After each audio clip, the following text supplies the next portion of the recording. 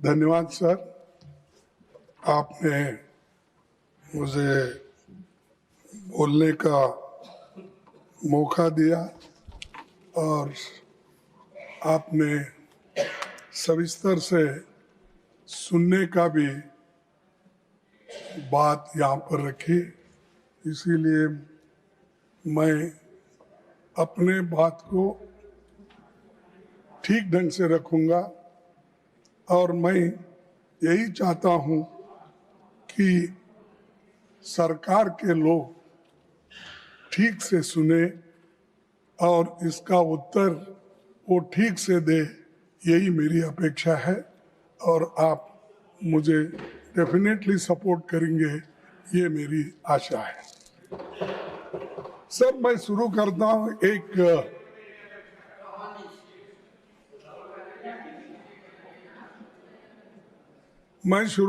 हूँ पेपर चुराने वाले बचते रहे, पेपर चुराने वाले बचते रहे, मेहनत करने वाले पीटते रहे। ये कैसा न्याय, ये कैसी रीत, गुनाहगार हंसते रहे, मासूम सिसकते रहे। यानी मासूम लोग आज मासूम, तो ठीक है, आपका हिंदी बहुत अच्छा होगा, आपका हिंदुस्तानी भी अच्छा होगा, मेरा भी थोड़ा हिंदुस्तानी सुनिए। सर, मैं ये इसलिए कह रहा हूं कि पेपर लीक होने से कितने मासूम लोगों का नुकसान हुआ और कितने लोग पीटे गए, कितने माँ बाप परेशान हैं, कितने औरतें बच्चे परेशान हैं। इसको जाहिर करने के लिए ये बात मैंने आपके सामने रखी। सभापति जी, आप अभी पब्लिक एग्जामिनेशन अमेंडमेंट बिल 2026 में जो यहाँ चर्चा के लिए आई है, उसमें सिर्फ आंकड़े बदले हैं। मेरे पास पूरा ये है बिल, तो उन्होंने पढ़ा, वो बिल मेरे पास भी है। इसमें सिर्फ आंकड़े बदलते गए, उससे कुछ होने वाला नहीं है। ज्यादा जुर्माना, कड़ी सजा, special task force, fast track courts जैसे प्रावधान आपने इसमें रखा है, इससे कुछ फर्क पड़ने वाला नहीं। फर्क इससे पड़ेगा आप किस ढंग से इस एग्जामिनेशन को लेके चलेंगे और विदाउट पेपर लीक आप कैसा बनाएंगे, वो उस पे ऊपर निर्भर करता है। नहीं कि इसको हमने बढ़ाया 1 करोड़ से 10 करोड़ किया या 2 महीने से 6 महीने किया, इससे सुधारने वाला नहीं है। तो इसलिए मेरा कहना ये है कि ये तो नई बात तो नहीं है, लेकिन ये जो मजबूत कानून लाने के लिए हमने 2024 में ही इसकी मांग रखी थी, लेकिन तब आपने हमारी इस बात को नहीं माना और उधर से अभी अपने भाषण में कहा कि आप लोगों ने नहीं माना। लेकिन इस मजबूत कानून को ठीक करने के लिए हम बार बार आपके सामने कहते रहे, लेकिन आप किए नहीं। लेकिन 2 साल के बाद आप जो काम कर रहे हैं उसे 2024 में ही क्यों नहीं किया? तो अब कर रहे हैं 2024 में, यानी 2 साल पहले आप क्यों नहीं किए? क्योंकि तब आपको राजनीति करनी थी, लोकसभा चुनाव सामने थे। राहुल गांधी जी भारत जोड़ो न्याय यात्रा में लगातार पेपर लीक और युवाओं के भविष्य का मुद्दा उठा रहे थे। आप ये करते तो क्रेडिट नहीं मिलता था उस वक्त इसीलिए आप उसको छोड़ दिए। तो उस समय परीक्षा व्यवस्था को सुधारने की बजाय आप जल्दबाजी में ऐसा कानून लाए, जिसे 2 साल में ही आपको संशोधित करना पड़ रहा है। सभापति जी, इस अमेंडमेंट बिल का हम स्वागत करते हैं, लेकिन ये अभी भी अधूरा है। ये पेपर लीक होने के बाद भी इसकी कार्रवाई को मजबूत करना ये जरूरी है। पेपर लीक होने से रोकने की मजबूत व्यवस्था इसमें नहीं है। सिर्फ आपने आंकड़े बदले, लेकिन आपका इंटेंशन आपने इसमें नहीं बताया, इसको कैसा रोकना। इसीलिए मैं ये कहूंगा कि ये सब जो माहौल आज चल रहा है, इस माहौल को ठंडा करने के लिए, और जो आज हमारे विद्यार्थी युवा जो सड़क पे आए हैं, उनको ठंडा करने के लिए ये बिल लाया गया है। ये है सो समस्या को सुलझाने के लिए नहीं। सभापति जी, पिछले 2 महीने की घटनाओं ने देश को झकझोर दिया है। देश भर के छात्रों और नौजवानों ने परीक्षा व्यवस्था की नाकामियों के खिलाफ आवाज उठाई। विपक्ष ने उनकी आवाज सड़क से लेकर संसद तक उठाई। बढ़ते जनदबाव के आगे सरकार को घुटने टेकने पड़े। मैं देश के छात्रों, नौजवानों को मुबारकबाद देता हूं। उनका संघर्ष रंग लाया और सरकार को झुकना पड़ा और प्रधानमंत्री को, प्रधान को हटाना पड़ा। और इसीलिए ये युवाओं की ताकत है। और जब युवाओं की ताकत देखने के बाद हमारे सरकार को भी ये मालूम हुआ, अरे इससे ज्यादा अगर हम कुछ खींचतान करेंगे तो धागा टूट जाएगा और हमारी कुर्सी चले जाएगी। इसीलिए डर के आखिरी में उन्होंने युवाओं का जो डिमांड था उसको माना, लेकिन उसमें यह है, उसके पीछे है कि उनकी कुर्सी बचाने के लिए भी ये काम उन्होंने की, ना कि विद्यार्थियों के समस्या को समझाने के लिए, सुलझाने के लिए नहीं की। कुर्सी कैसा बचाना, और इतना एजिटेशन हो रहे हैं सब कुछ। और हमारे जितेंद्र सिंह साहब भी इसको सुलझाने के लिए सड़क पर आना पड़ा। उनको भी कहना पड़ा कि नहीं नहीं ये अच्छा नहीं, वो ये, क्योंकि उनको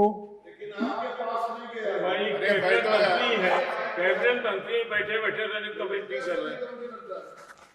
मेरे पास भी झुक के एक दिन आएंगे, वो वक्त भी होगा। तो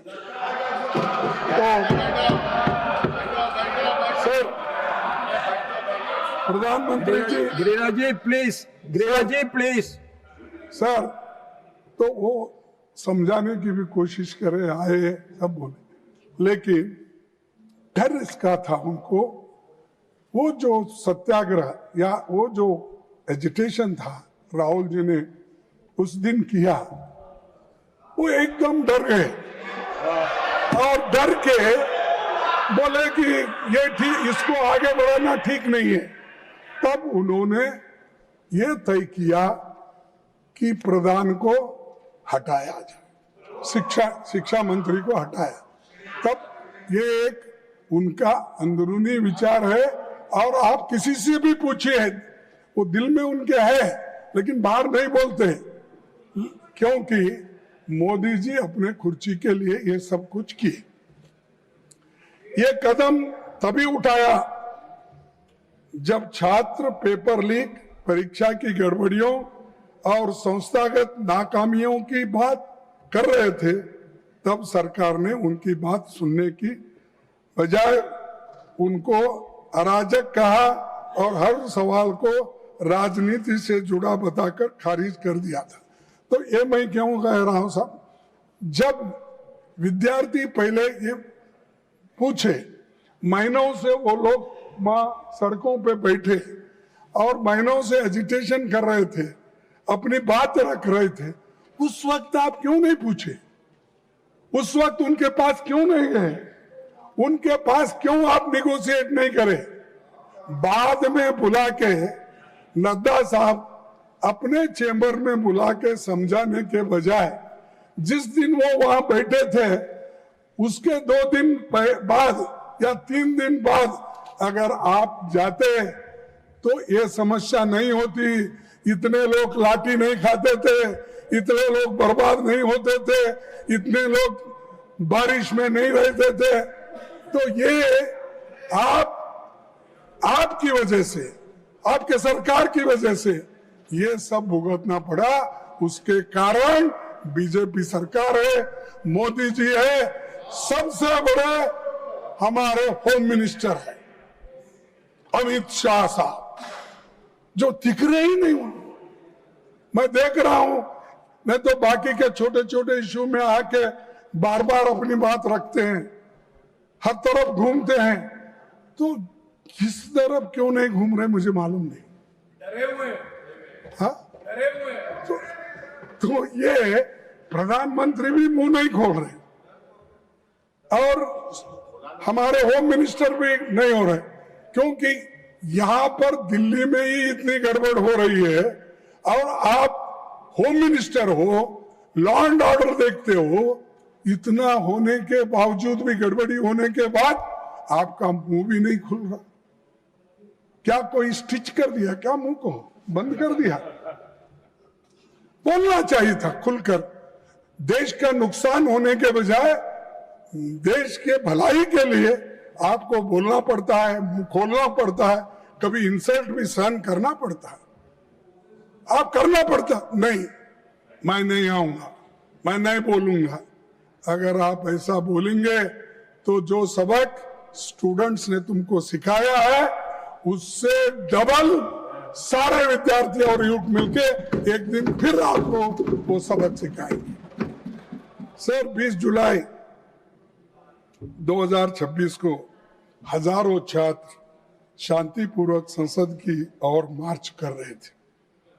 वे संवाद चाहते थे, लेकिन उन्हें मिला लाठीचार्ज, आंसू gas, water cannons, pellet gun, current वाले बैरिकेड, मेट्रो लाठी में कीले रखकर और रेलवे स्टेशन भी बंद करे और मेट्रोस बंद करे और इंटरनेट बंद करे। ये सब ठप हो गया। ये सब आपने किया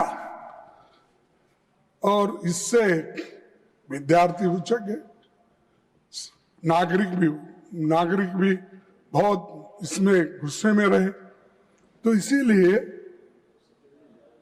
उनको ये एजिटेशन करना पड़ा, लेकिन आप संभाल नहीं सके, शांति से उनसे बात नहीं कर सके। 100 से अधिक छात्र इस एजिटेशन में जो थे वो घायल हो गए और आईसीयू में वेंटिलेटर राम मनोहर लोहिया हॉस्पिटल में पड़े बहुत से, और कई बच्चों को आंखों में वो पैलेट के छर्रे लगे, आंख पे लगे, पीछे लगे। आप सब देखे हैं, सब टीवी में आप बहुत देखते रहते हैं, आप देखे हैं। लेकिन ये देखकर हमको तो शर्म आई, उनको शर्म आया क्या नहीं मुझे मालूम नहीं। जो मुझे शर्म आया, अरे मेरे विद्यार्थी जो गांव से आए, स्टेट से आए, उन बच्चों को पैलेट्स का यूज करके उनको मार रहे हैं और हॉस्पिटल में गिरे हैं। किसका आंख गया, किसका कान गया, किसका हाथ गया, किसका पैर टूटा। इसका जिम्मेदार कौन है? इसका जिम्मेदार आप है, होम मिनिस्टर है। बंद कमरे में रह के आप सुन रहे होंगे मेरी बात, लेकिन आप बंद कमरे में रह के बहुत दिन छुप नहीं सकते। एक दिन हम बाहर खींच के लाएंगे और जनता के सामने हम दिखाएंगे इनके दिल में क्या है। इस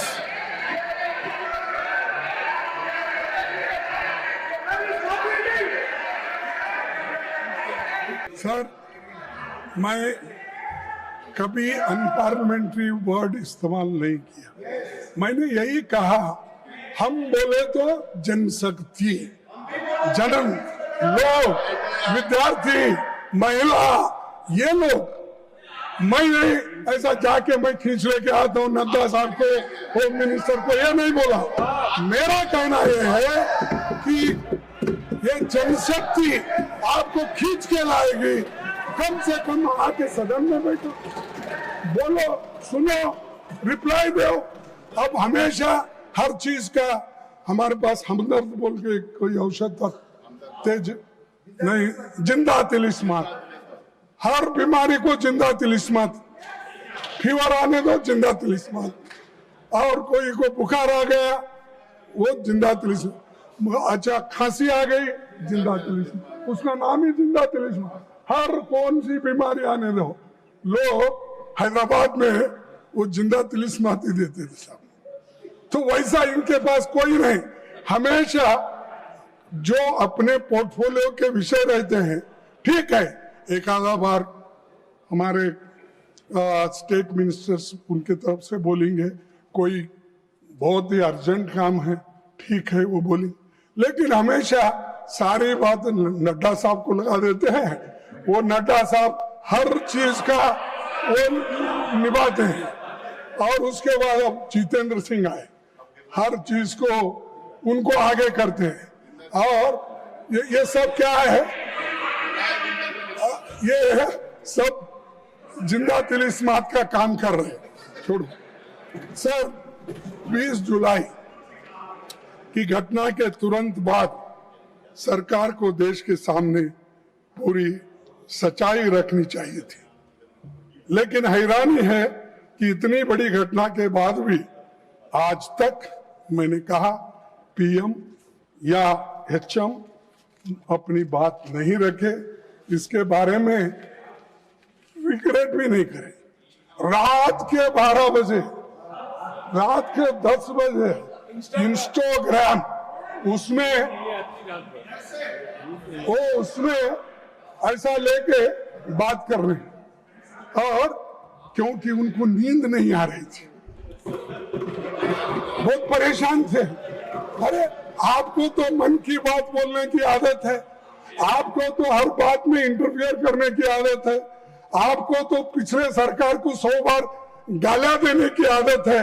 कम से कम बच्चों को एड्रेस करने के लिए आपको समय नहीं मिला, रात के 12 बजे मिला।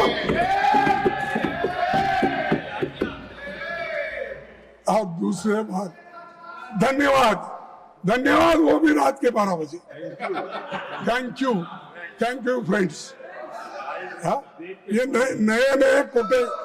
नए शब्द उन्होंने प्रयोग किए, नहीं तो हमेशा हिंदी में बोलते थे।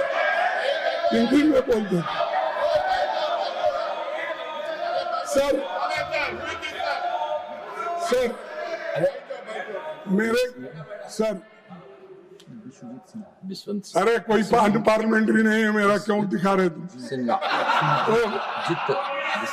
कुछ नहीं उसमें।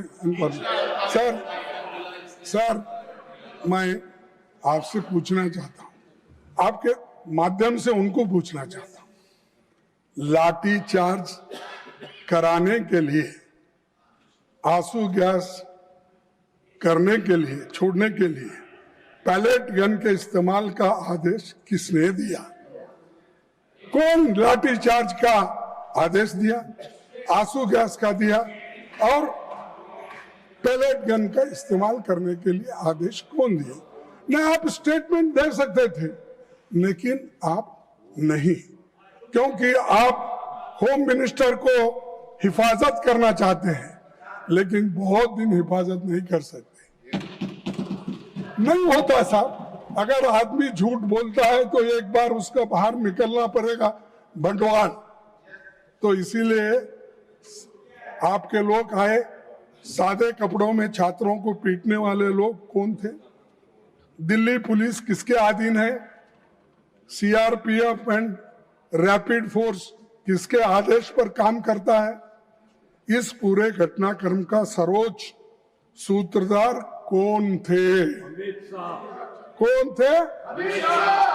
अच्छा, मुझे मालूम नहीं। देश इन सवालों का जवाब चाहता है। अगर गृह मंत्री इनके जवाब नहीं दे सकते तो उन्हें इस्तीफा देना चाहिए। इन सवालों का जवाब अगर उनके पास नहीं है, अगर वो सफाई नहीं दे सकते यहाँ आकर, वो सदन में आकर ही देना, मैं बाहर पूछ रहा हूँ थोड़ी, तो आना और वो देना चाहिए। और खासकर इस कारणों के लिए, इस वजह से वो जिम्मेदार है, उनको इस्तीफा देना चाहिए और प्रधानमंत्री उनको पूछना चाहिए।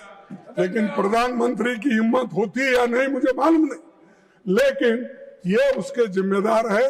जो चीजें मैं आपके सामने रखा, अगर वे इस्तीफा नहीं देते तो प्रधानमंत्री को उन्हें पद से हटाया जाना चाहिए और दूसरे बर्खास्त करना चाहिए। यह सिर्फ दिल्ली का मामला नहीं है, बिहार, उत्तर प्रदेश, आसाम में छात्रों पर हुई बर्बरता पर भी केंद्र सरकार चुप क्यों है? बिहार में, बंगाल में, बिहार में AK-47 का इस्तेमाल जिस पर हुआ तो आतंकवादी नहीं, छात्र था। छात्रों पर दमन हुआ, उनको जेल भेजा गया, FIR हुआ, पर किसी की जवाबदेही नहीं हुई। क्या सरकार को बच्चों पर हुई इस बर्बरता को लेकर जरा भी पछतावा नहीं है, जरा भी शर्म नहीं है? और मैं ये पूछना चाहता हूं कि ये जो काम हुआ, जिस तरह शिक्षा मंत्री जी इस्तीफे के बाद संसद के परिसर में बहुत पहुंचे, तो सत्ता पक्ष ने उनका जैसा स्वागत किया कि कारगिल युद्ध में जीत के आए जैसा उनकी स्वागत। हाँ, और उससे ये संशय संदेश गया कि आप नाकामियों का भी उत्सव मनाते हो। आप नहीं मानते, नड्डा साहब, दिल से आप नहीं मानते, क्या मानते हैं?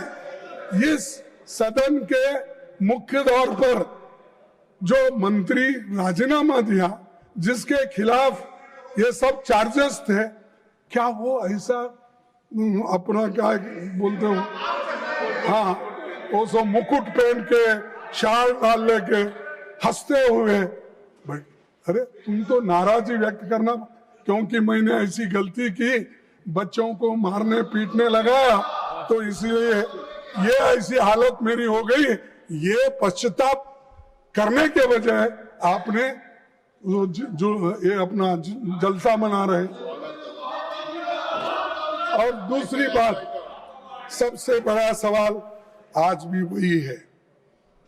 जब जंतर मंतर पर 1 महीने से ज्यादा समय तक शांतिपूर्ण आंदोलन चल रहा था, तब सरकार ने संवाद का रास्ता क्यों नहीं चुना? एक मंत्री के इस्तीफे के शिक्षा व्यवस्था नहीं बदल दी, यानी एक मंत्री कोई इस्तीफा देता है, उससे पूरे व्यवस्था, शिक्षा की व्यवस्था बदलती, ऐसा मैं तो नहीं मानता। क्योंकि वो एक कारण था। लेकिन इसको अगर आपकी सिस्टम वही रहेगी, आपका प्रयास वही रहेगा, तो निश्चित रूप से आप इसको सुधार नहीं सकेंगे। अब मंत्री तो गए, वो बात और है, लेकिन इसको सुधारने की कोशिश आप अभी भी नहीं कर रहे। सर उल्टा, हमेशा उनकी आदत है हम जो बोलते हैं उसका उल्टा करना। अगर इंस्टीट्यूशंस वही रहेंगे, एनटीए वैसी ही रहेगी, एग्जामिनेशन सिस्टम नहीं बदलेगा और जवाबदेही तय नहीं होगी, तो कुछ महीनों के बाद फिर कोई नया पेपर लीक होगा और हम फिर इसी सदन में यही बहस हम लोग करते रहेंगे। क्योंकि पेपर लीक के बारे में आपने जो बिल रखा वो एक तरफ है, लेकिन इसको रोकने के लिए क्या करें वो इम्पोर्टेंट था। लेकिन आप सिर्फ लोगों को आपको रोकना। सर सभापति जी, सरकार की नाकामी के सबसे ताजा मिसाल नीट यूजी 2026 है, जिसमें 22 लाख से अधिक छात्र बैठे थे। पेपर लीक हुआ, परीक्षा रद्द करनी पड़ी और बाद में पता चला कि परीक्षा से लगभग 15 दिन पहले बाजार में पेपर घूम रहा था। जांच में पता चला कि शिक्षा तंत्र में घुसा एक संगठित नेटवर्क नासिक, सीकर, दिल्ली, जम्मू कश्मीर, बिहार, केरला और उत्तराखंड तक ये फैला हुआ था। गिरोह खुलेआम काम कर रहा था, पर सरकार सोई हुई थी। क्या आपके पास इंटेलिजेंस नहीं है? क्या आपके पास आईबी नहीं है? क्या हर स्टेट, आपके हर जगह तो डबल इंजन है, सरकार है, डबल इंजन सरकार, क्या वो लोग इंफॉर्मेशन नहीं देते? क्या आप कलेक्ट नहीं करते? तो समय नहीं है सर, है सब व्यवस्था उनके पास, लेकिन समय नहीं, इसको सुलझाने के लिए समय नहीं, उसीलिए वो ऐसा हुआ। मैं पूछता हूं कि आपकी केंद्र और राज्य की खुफिया एजेंसी क्या कर रही थी, तो उसका जवाब उनके पास नहीं है। सभापति जी, ये कोई पहली नाकामी नहीं है। 2015 से लेकर 16, 21, 24 और 2026 तक नीट बार बार पेपर लीक और गंभीर गड़बड़ियों के आरोपों से घिरता रहा। हर बार मोदी की गारंटी फेल होते गई। हमेशा बोलते रहे मैं देख लूंगा, इस बार नहीं होने दूंगा, कड़ी से कड़ी सजा मिलेगी। कहाँ है कड़ी से कड़ी सजा? तो कड़ी तो टूट गई, लेकिन सजा किसको भी मिलेगी? सर, आज सरकार फास्ट ट्रैक कोर्ट्स की और स्पीडी इन्वेस्टिगेशन की बातें करती है, लेकिन उसका अपना रिकॉर्ड क्या है? 2024 नीट पेपर लीक मामले के मुख्य आरोपी को क्लीन चिट मिल गई है, जिनका नाम अभी हमारे जयराम रमेश जी ने लिया, मुखिया लिया।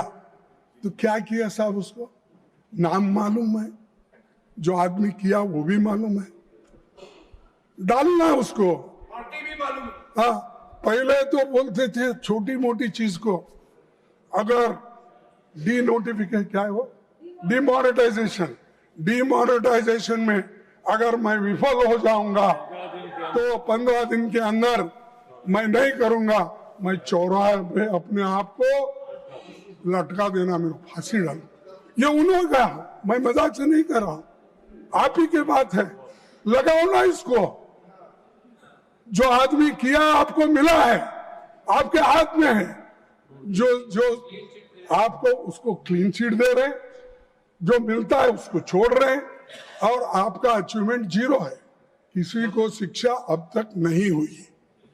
तो सर 2026 मामले में दिल्ली की फास्ट ट्रैक कोर्ट में सीबीआई समय पर पेश तक नहीं हुई, और पिछले दशक में केंद्र और राज्य की कम से कम 152 परीक्षाएं पेपर लीक के शिकार हो गए।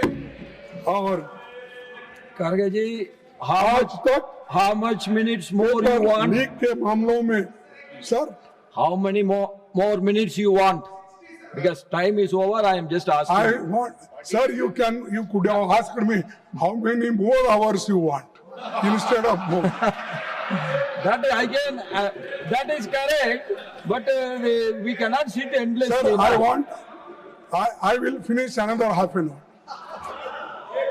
आज तक पेपर लीक के मामले में किसी को सजा नहीं हुई। जब जांच और जस्टिस का यही हाल हो तो केवल कानून में कड़ी सजा लिख देने से न्याय नहीं मिलेगा। हर लीक लाखों छात्रों को यह संदेश देती है कि उनकी मेहनत की सरकार की निगाह में कोई कीमत नहीं है।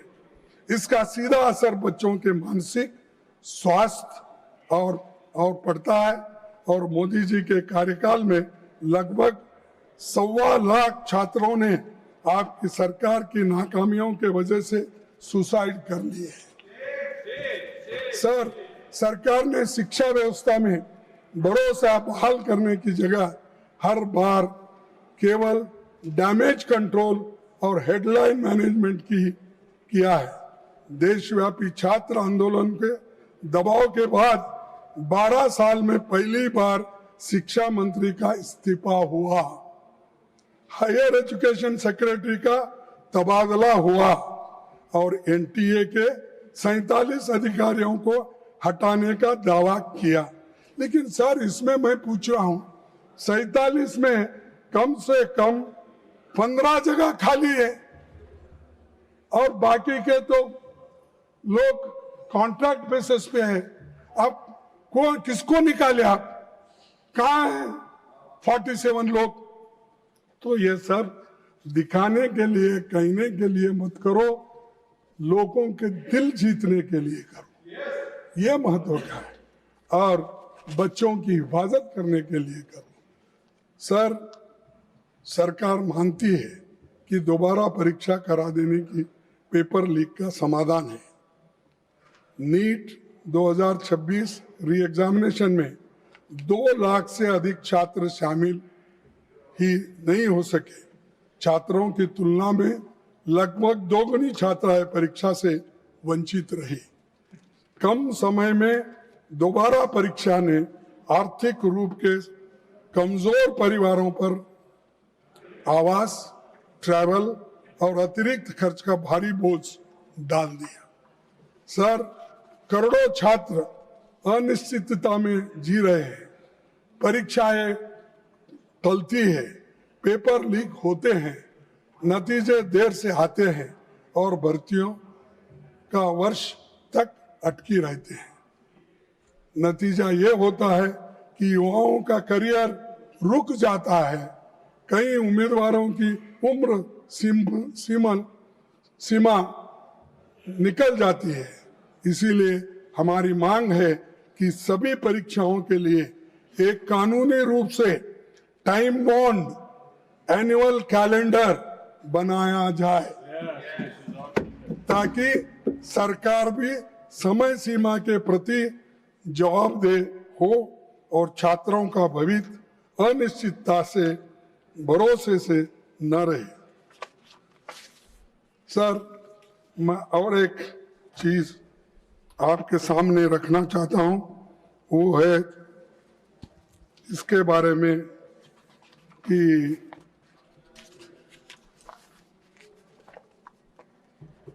इस शिक्षा व्यवस्था की बीमारी का केवल एक लक्षण है। हर 10 बच्चों में से लगभग 2 बच्चे 10वीं कक्षा तक पहुंच पाते हैं और कक्षा 12 तक आते आते 10 में से लगभग 4 बच्चे रहते हैं।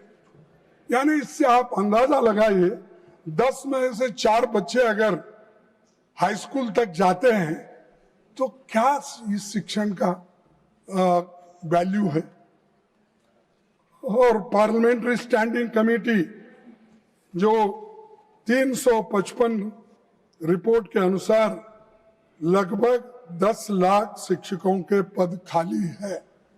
सर 10 लाख शिक्षकों के पद खाली रख के आप अच्छी शिक्षा देना चाहते हो और आप अपना कल्चर बदलना चाहते हो और आप अपना देश का भविष्य विकास बनेगा। कहाँ है विकास तुम्हारा? अरे बच्चे स्कूल में बच्चे की भर्ती नहीं हो रही है, टीचर्स की भर्ती नहीं हो रही है, तो आप इसके ऊपर सोचे कभी? 10 लाख खाली होने तक बैठे हैं। और दूसरी चीज, जब कक्षाओं में शिक्षक ही नहीं होंगे तो कोई भी शिक्षा नीति सफल नहीं होती। आप विकसित भारत की बात करते हैं पर 10 लाख खाली पदों को भरने के लिए कदम नहीं उठाते। सर, चुनौती हमारे शैक्षणिक संस्थानों की ऑटोनॉमी और एकेडमिक फ्रीडम का लगातार कमजोर होते जा रहा है। विश्वविद्यालय सिर्फ डिग्री देने की जगह नहीं होती, वे नए विचारों, साइंटिफिक टेम्पर, शोध, स्वास्थ्य, बहस के केंद्र होते हैं। तो वे संकीर्ण सोच, अंधश्रद्धा या किसी एक विचारधारा को थोपने की जगह नहीं होती। लेकिन मोदी साहब आज आरएसएस के लोगों को में उसको भर्ती करके वाइस चांसलर आरएसएस पूछ पूछ के करते हैं। प्रोफेसर की भर्ती आरएसएस के लोग होना, अरे उसको पढ़ना आता है क्या नहीं, या वो एक्सपर्ट है क्या नहीं? दूसरे कौम के कोई लड़के नहीं है, कोई प्राध्यापक नहीं है, सिर्फ आरएसएस अटैच्ड लोग विश्वविद्यालय में भर्ती होते हैं। और वाइस चांसलर्स हर यूनिवर्सिटी में वो आरएसएस के लोगों को ही भरते हैं। और इससे क्या हो रहा है, अच्छी सरकार की छवि अच्छी नहीं बन रही है। करीब कोटारी कमीशन ने ये कहा कि जीडीपी का 6% एजुकेशन पे खर्च करना चाहिए, लेकिन आज हम 3% खर्च करते हैं।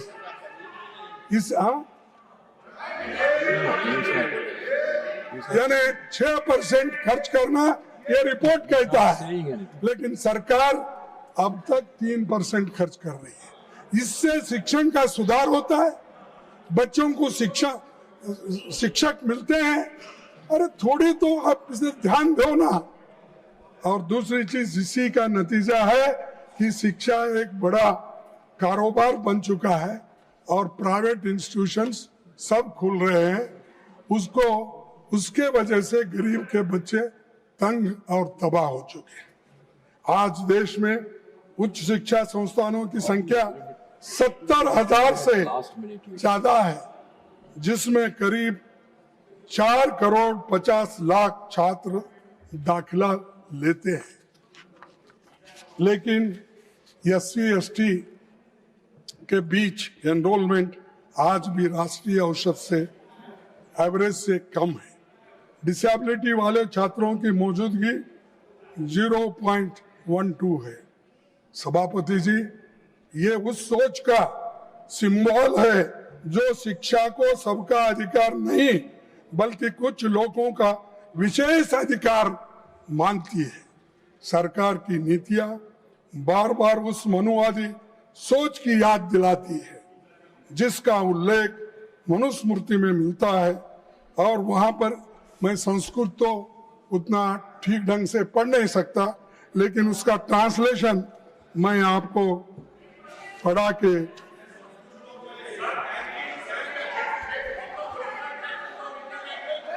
let him speak. Please take your seat.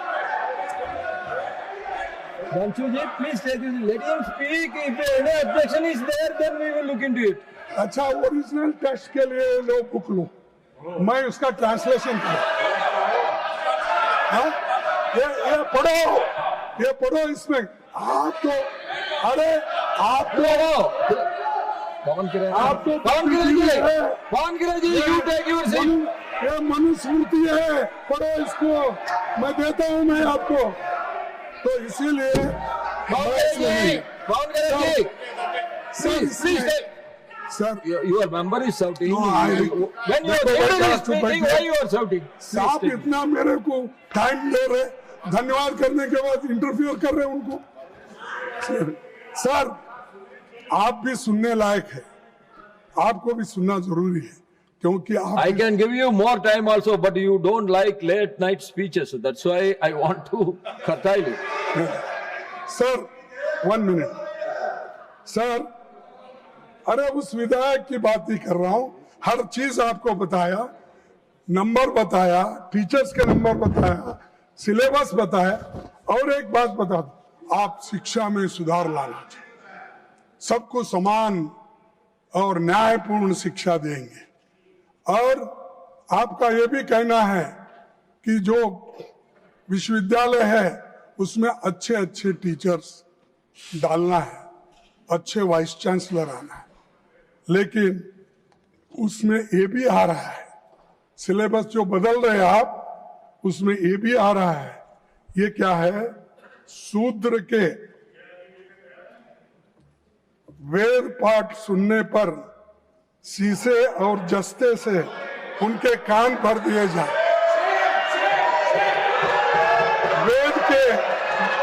वेद के अक्षर का उच्चारण करने से, सर वेद के अक्षर का उच्चारण करने पर उसकी जीभ काट ली जाए तथा वेद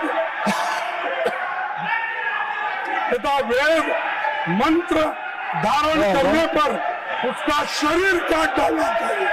ये इसमें लिखा हुआ है, इसमें लिखा हुआ है। Mallikarjun Kharge ji, Manusmriti has to do with this bill anything?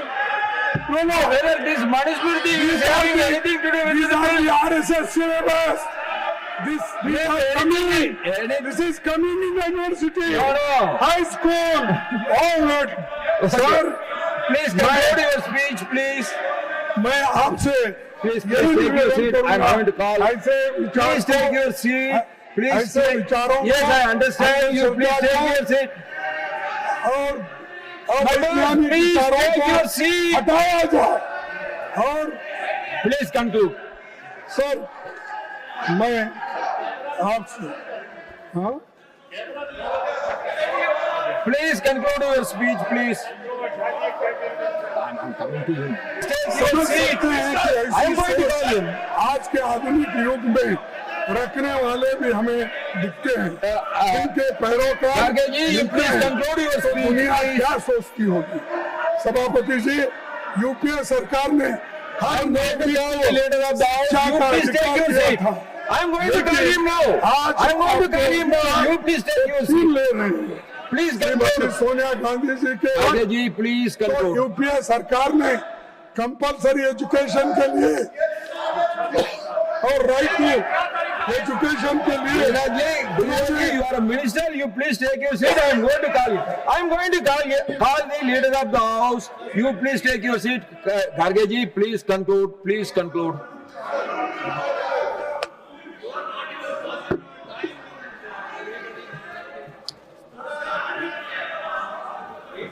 आप ऐसे सोच वालों को निकालना चाहिए।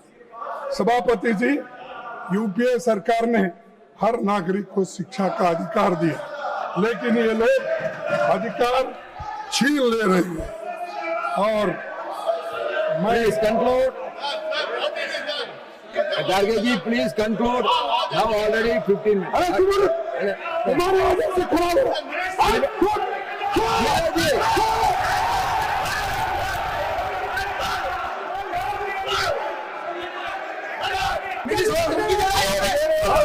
आयोग ने एक ही बात कही है, परीक्षा व्यवस्था बच्चों को सीखने के बजाय रट्टा पास होने All of you take your seat. Leader of the house is going to take your seat. Coaching को बढ़ावा मिलता है। इसके पास दूसरे लोग बच्चे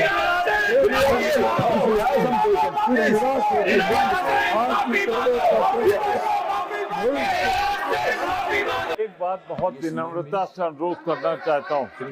Tiwari कि आज Tiwari ji, 1 minute.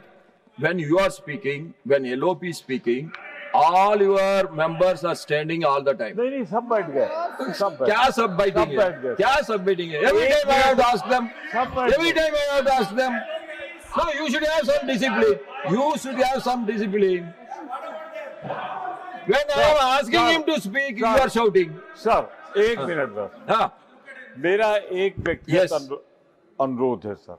please, I will come back to you. माननीय लीडर ऑफ अपोजिशन ने स्वयमेव नहीं बोला है, एक्सटेम्पोर नहीं बोला है।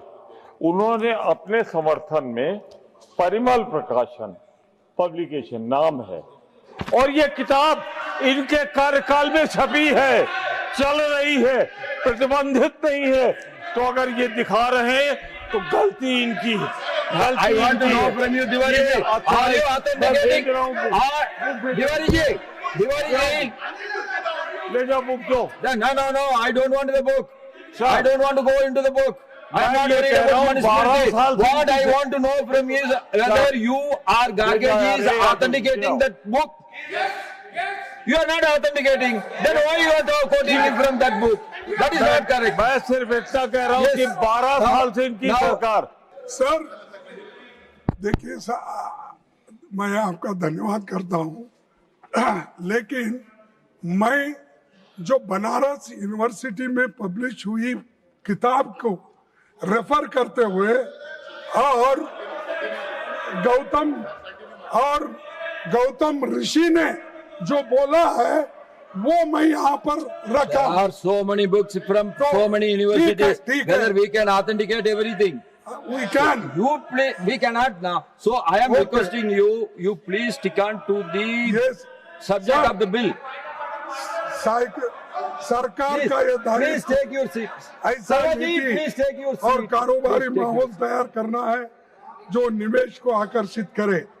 निवेश तभी देश के युवाओं के लिए सार्थक होगा जब वो बड़े बड़े पैमाने पर गुणवत्तापूर्ण रोजगार पैदा करे। इसीलिए हम मांग करते हैं कि सरकार संसद के सामने एक नेशनल यूथ एम्प्लॉयमेंट स्ट्रैटेजी पेश करे। इसमें यह स्पष्ट किया जाए कि भारत में ऐसा नीति और कारोबारी वातावरण कैसे बनाया जाना और निवेश एम्प्लॉयमेंट ओरिएंटेड जो इन्वेस्टमेंट है वो किस ढंग से करना, ये सब चीजें उसमें होना चाहिए। और दूसरी चीज मैं आपसे ये कहना चाहता हूँ, केंद्र सरकार में अब तक 30 लाख से भी ज्यादा नौकरियां खाली पड़ी है और वो पब्लिक सेक्टर हो सकते हैं, ये गवर्नमेंट बैंकिंग ये सब सारी चीजें हो सकते हैं और अनएडेड स्कूल्स हो सकते हैं।